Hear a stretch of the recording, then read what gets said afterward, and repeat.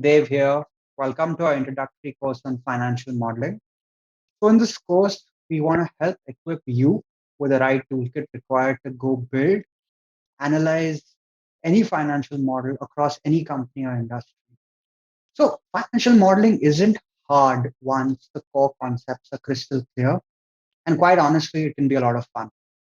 A lot of you who are interested in getting into investment banking and private equity will have to go through a 3 to 4 hour modeling test anytime you interview at a fund or a bank.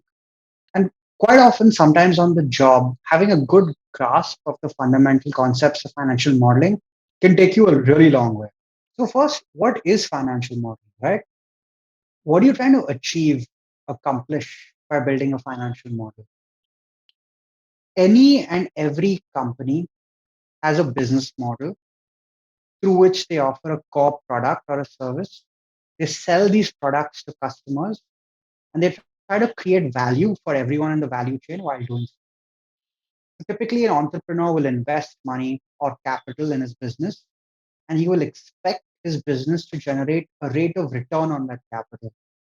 Now, accounting and financial modeling helps one record and understand how the commercials of a business translate into profits and cash. And this is typically done through the three accounting statements, namely the P&L, which is the income statement, the balance sheet, and the cash flow statement. So in this course, we are going to illustrate the concepts of financial modeling through an imaginary company called Dave's Pulao. Now, don't worry what Dave's Pulao is all about. We're going to get to that in the next video. But remember, the focus in this course isn't on the viability or the strength or the defensibility of the business model of Dave's Pulao, but to illustrate that given a business model, which in this case is Dave's Pulao, how do I build a three-statement financial model? Now, without further ado, let's dive into the business model of Dave's Pulao.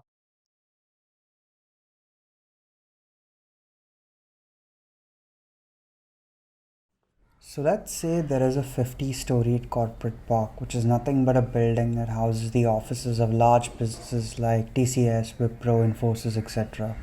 Now, in this large corporate park, you have employees who come to work, primarily white collar employees who work desk jobs. Now, let's say one out of these 50 floors in this building is reserved as a cafeteria where people come and eat their meals. At this juncture, we introduced to you Dev's Pulao, a company that serves only one product, aka chicken pulao, to people who eat their meals at this cafeteria during lunchtime. Now, say you were starting this business from scratch. What would you need? First, you would need raw materials like rice, ghee, onions, tomatoes, etc. Next, you would need employees to convert these raw materials into finished goods. These employees will need utilities like water, utilities like gas, utilities like electricity to convert these raw materials into finished goods. They will also need to rent out a space with a ready kitchen setup, including items like utensils, a fridge, a stove setup, burners, etc. After all of this, I will have to transport the finished goods to the customer base at the cafeteria. And at the cafeteria, the customer will then finally pay you a price for the good that you're providing to them and will help you cover your costs of making this pulao and hopefully help generate a profit. Now, since we have briefly explained what Dev's Pulao is, let's dive into the Excel file and start building the model. See you there.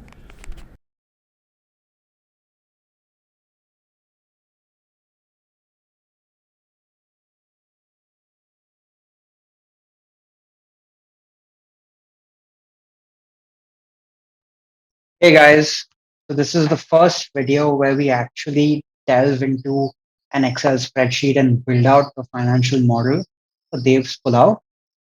So the way this Excel sheet is structured is that tab number one is the market size. Tab number two is the unit economics, how much it costs to build 1 unit of Dave's Pulao. Tab number three is sources and uses of cash, which is basically nothing but how much money do I need to start this business. And once I compute that, how am I going to fund this business? Is it going to be purely through equity, through debt, a combination of both? And the fourth piece, will be the entire financial model that will include the P&L, the balance sheet, the cash flow, the debt schedule, and some key ratios. On this video, we're going to primarily cover the market size. So before we even begin computing the market size, again, I just want to clarify here again, for the purposes of Dev's Pulao, let's assume that there is a corporate building, okay, which has employees, and the total market size for Dev's Pulao is a function of the number of employees that work in that building. I mean, technically speaking, the market size is much more, right? I could go to more corporate parks, I could launch different products, but just to keep things simple, let's assume there's only one product called Chicken Pulao, Dev's Pulao, and there's only one market, which is the total number of employees in this corporate park. So let's assume there's a corporate park that has 50 floors in total. Out of those 50 floors, one floor is designated for the building staff, like your watchman, the guys who do your CCTV coverage. And say one floor is designed for designated for the cafeteria. So the total number of floors that have been leased out to companies, corporates like, assume they're big corporates like Reliance or Wipro or TCS or Infosys, is 48. 48 floors in total. Now let's assume each floor that has been leased out to a corporate can house 100 people.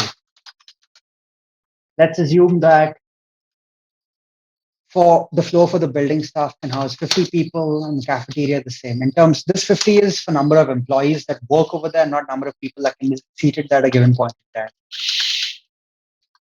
Now, don't get fixated on these numbers in terms of do they make sense, do they not make sense. Don't worry about that right now. Just follow with the logic through how I'm going about doing this. So then the total number of employees in this building at full capacity is going to be number of employees per floor per corporate into number of floors designated for corporates, number of employees per floor for building staff into number of floors designated for the building staff, and the number of employees per floor for the cafeteria into the number of floors designated for the cafeteria. That's roughly 4,900, right? Now, this is the total number of people that can be seated in this corporate park at 100% capacity utilization. Now, of course, on any given day, right, there are going to be people who are on leave. There are going to be people who are traveling on business. There are going to be people who've taken sick leave. Some people who are working from home. So let's assume that on any given day, the building is going to be 95% occupied in terms of its full capacity utilization.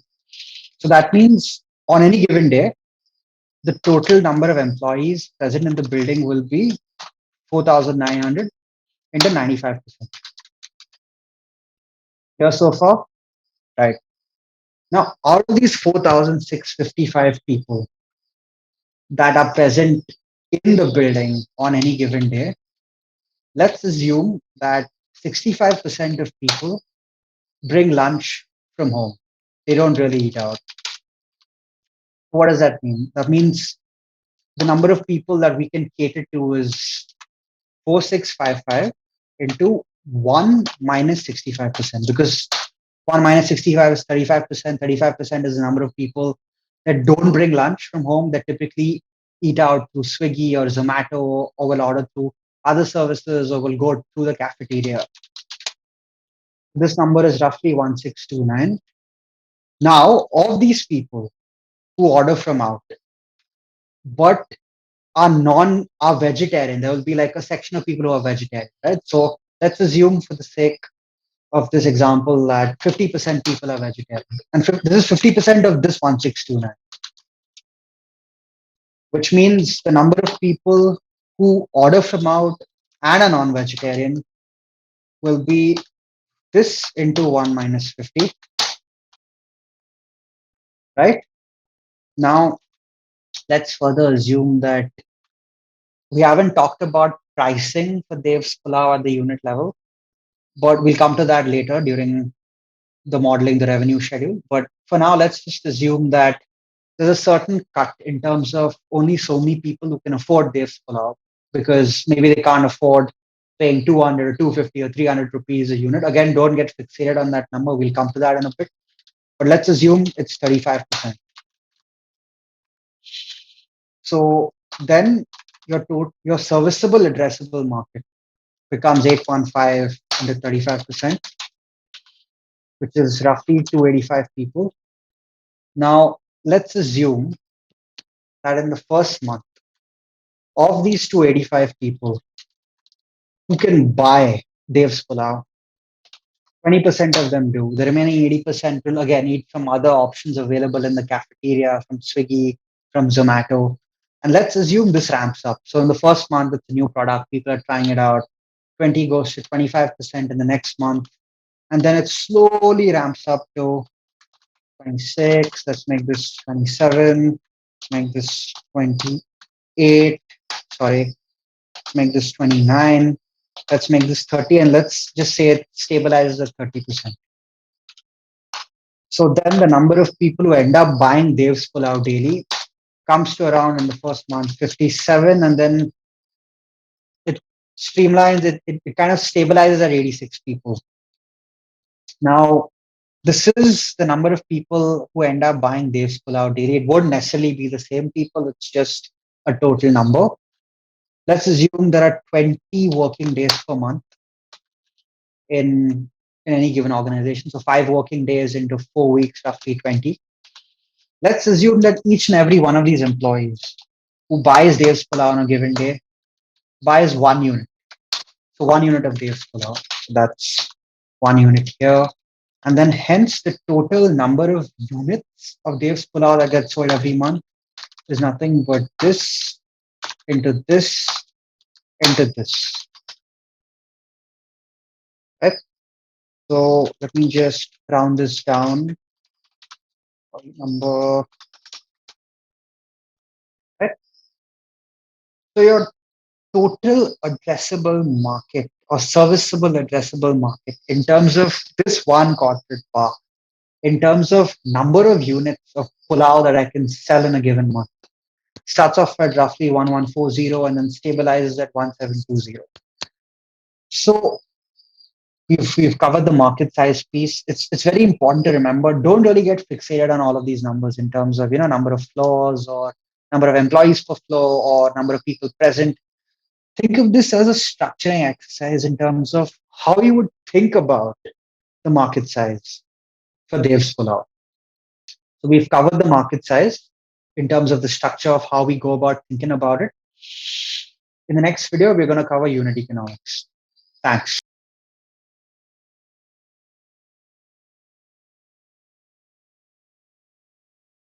Hey guys, Dave here. So in the previous video, we spoke about the market size for Dave's Pulao. Once again, I want to stress on the fact that don't really get worried by the numbers in terms of does 50 floors make sense, 200 employees per floor make sense. Don't worry about all of that. You follow the logic, that's absolutely fine. That's perfect. Nothing else is required.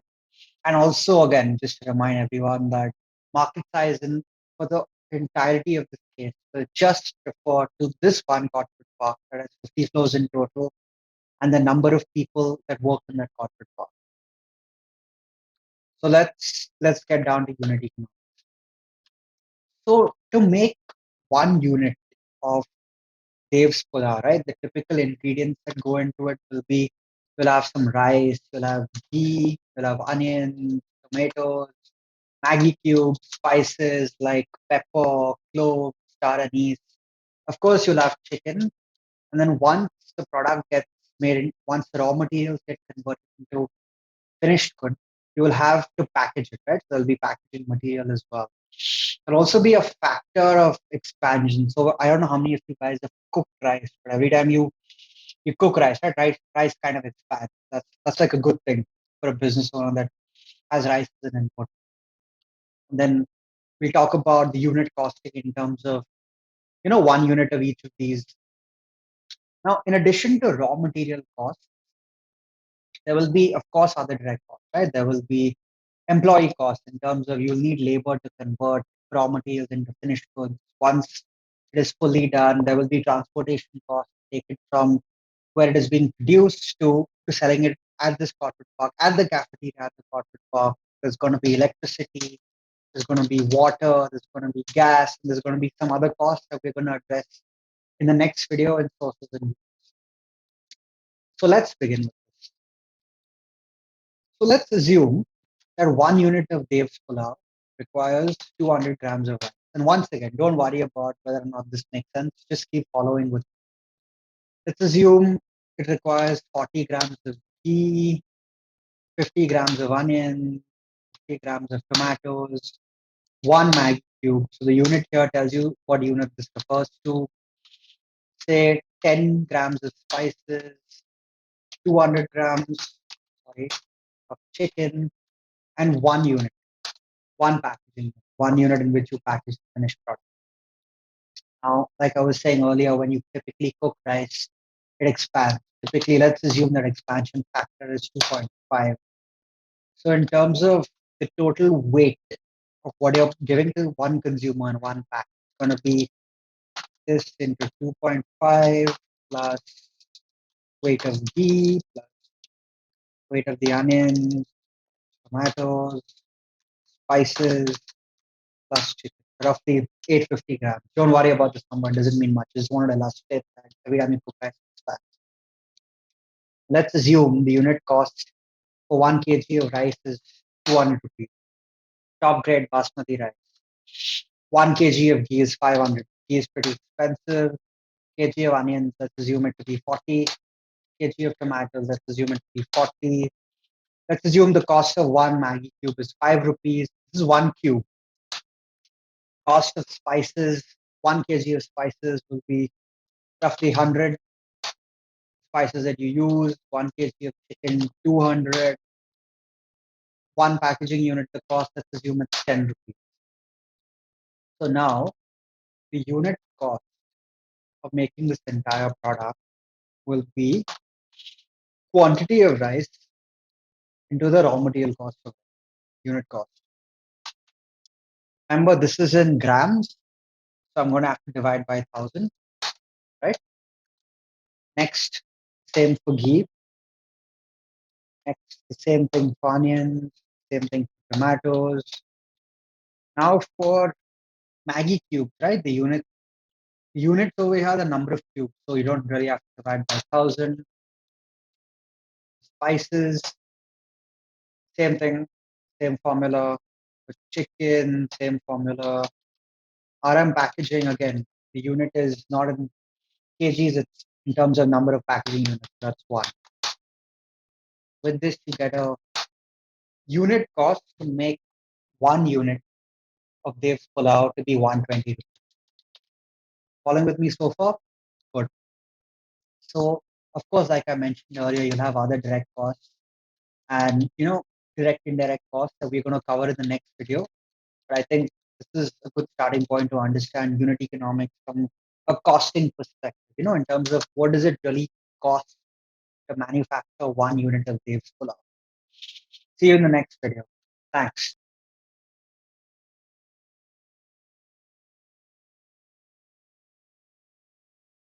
Hey guys, Dev here. So in the first two videos, we covered the market size for Dev's Pulao, and we covered the unit economics in terms of producing 1 unit of Dev's Pulao. How much is it going to cost? Material cost, but we'll get to the other costs in this video. So in this video, we're going to cover sources and uses of cash. Now, what does sources and uses of cash mean, right? So whenever I start a business, I'm going to need to put up capital upfront in terms of working capital and fixed capital. Now you might ask me, what is working capital? What is fixed capital, right? So working capital is nothing but capital that is used in a company's daily operations. For example, raw materials. For example, prepaid rent, prepaid salaries, anything that's almost like an OPEX item. What is fixed capital, you might ask them? Fixed capital is capital that is used repeatedly in the production of goods. For Dev's Pulao, it's going to be, like a rice cooker, utensils, fridge, etc. So let's start populating the users and sources schedule. So let's assume that to start this company, I'm going to need a 20-liter rice cooker. Say the cost of one unit is 1,500. Total cost is going to be 30,000. Say I'm going to need 25 utensils. Cost of each utensil is say 150, 3,750. Now, prepaid rent, right? So please understand that at this juncture, we haven't started the company. We're starting the company. So whenever you start a company, right, or start a business, you don't know how sales are going to ramp up and whether or not you're going to be able to generate profits in the first starting months. So for that reason, sometimes it makes more sense for you to budget certain costs for longer period of time, just to give you larger headroom in terms of your cash position if your business is not generating cash in the first few months. So in this case, I'm going to assume that we're going to require 6 months of prepaid rent, 6 months of rent rather. Let's assume the monthly rent is 15,000 rupees. That's 90,000. Now, remember this 90,000 has not been paid to the landlord yet in rent. It is money that I'm raising upfront to pay rent over the next 6 months in case my business is not able to generate cash flows by itself to pay off the rent in the next 6 months. Then let's go to kitchen slab. Say we need one kitchen slab. Say it's going to cost 25,000. Say we need a jumbo burner. Say we need two of these. Each of them costs say 3,000. Same logic with electricity that we did with rent, right? Working capital item. We don't know how the business is going to ramp up. So let's just budget for 6 months of electricity. Say we expect a monthly electricity cost to be 4,000. So we're going to budget 24,000. Same thing with water. Say $100 a month. 600 for 6 months. Say we're going to need two fridges to keep all of our raw materials and maybe partially cooked inventory. Say each fridge costs 15,000 rupees, 30,000. Gas cylinder, same logic as that for water and electricity. It's going to be a working capital item. So we're going to budget for it upfront in terms of 6 months. Each cylinder costs 2,000 rupees, 12,000 in total. And other kitchen hardware in terms of cabinets, in terms of cupboards to keep all of our raw materials when it comes in, right? So say we need one of these, it's going to cost 20,000 in total. Now let's move to the raw materials, right? The inventory. So if you remember in the unit economics tab, we computed the unit cost per kg required for each of this matrix of raw materials. So for rice, let's go here, 1 kg of rice is 200. Let's just drag and drop this. Ghee 540 for tomatoes, and so on and so forth, right? Let's just see that we've not made any linking errors. Yeah, seems fine. This is cost per unit, the unit being 1 kg, right? Now, because raw materials in this business are of a perishable nature, let's assume that upfront we raise just 1 month's worth of working capital in terms of raw material. Now, remember, at this juncture, we haven't started the business yet. We have just estimated what we think we are going to be able to achieve when we start this business. So in terms of 1 month of, say, requirements for rice, how much will that be, right? So let's go to the market sizing tab. So in the first month, we expect to sell 1,040 plates of Dev's Pulao, right? So 1,040 into the number of units of rice required per plate of Dev's Pulao, which is nothing but 200 over here. But remember, the 200 is in grams, so we're going to have to divide this by 1,000, multiply this by this, right? So we're going to need roughly 228 kgs of rice. Let's just drag and drop this. Okay. Same thing with ghee, same thing with onions, tomatoes, Maggi cubes. The unit is 1 cube, right? So for 1 unit of Dev's Pulao, we're going to have 1 Maggi cube. So we're not really going to divide it by cost. It's just going to be the number of units produced in the first month. Spices is okay, chicken, same thing for raw materials, right?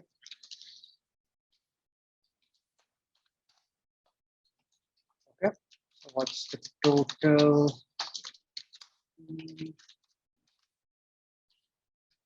Right, we're done with this. Now say we need 2 employees, help us convert the raw materials into the finished goods, and as well as to help the entrepreneur, which in this case is me, to take all of this pulao to this corporate park and sell it over there. So say we need 2 people. Say we're going to, again, like electricity, like water, say we're going to budget for 6 months worth of their salaries. And let's assume that each of them are going to get paid 10,000 bucks a month.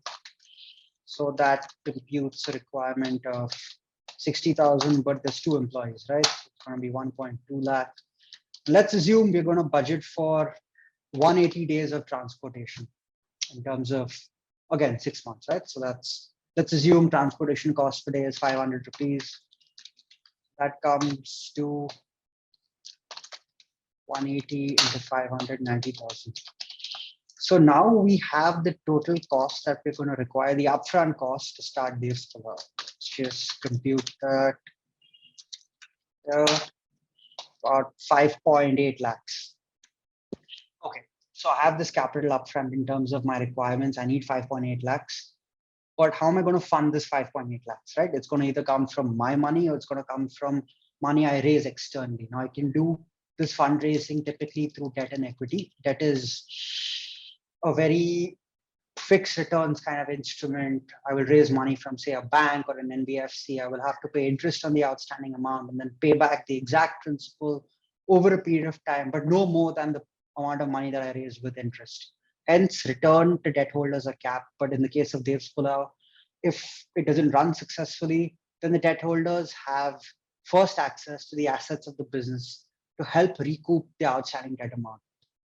In the case of equity, on the other hand, as an equity holder, all of the profits of the business typically accrue to the equity holders. And there's potentially a large upside that you can realize in this business if it really kicks off. So let's assume I put in 1.5 lakhs, right, to start this business. Total funding requirement is going to be 5.88 lakhs. Let's say we fund the rest through debt. This minus this plus this is this. And let's assume the interest rate on the debt is going to be 10%. Now, again, don't anchor yourself to this number. Just assume it to be 10%. And assume that you're going to amortize this debt over 24 months. What I mean by debt amortization, if I raise 4.38 lakhs right now, I'm going to pay the principal back over 12 months, over 24 months, right? So my monthly installment will come roughly to 18,000 rupees. So that's going to be my schedule. So now we've covered the sources and uses schedule. In the next video, we're going to actually incorporate this company, incorporate the balance sheet at T is equal to 0. I'm hoping to see you over there. Bye.